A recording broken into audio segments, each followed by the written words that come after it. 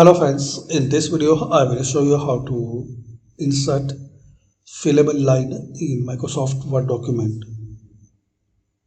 So easy and simple way. First method, press and hold shift and press the minus key on your keyboard.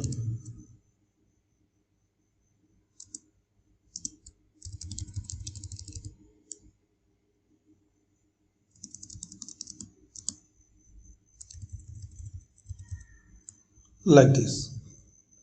So this is the first method you can insert fillable line in Microsoft Word document. Second method,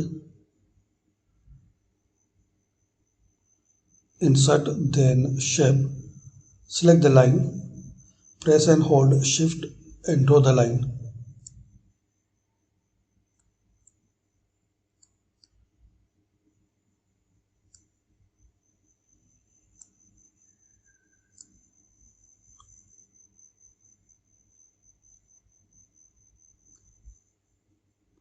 So thanks for watching.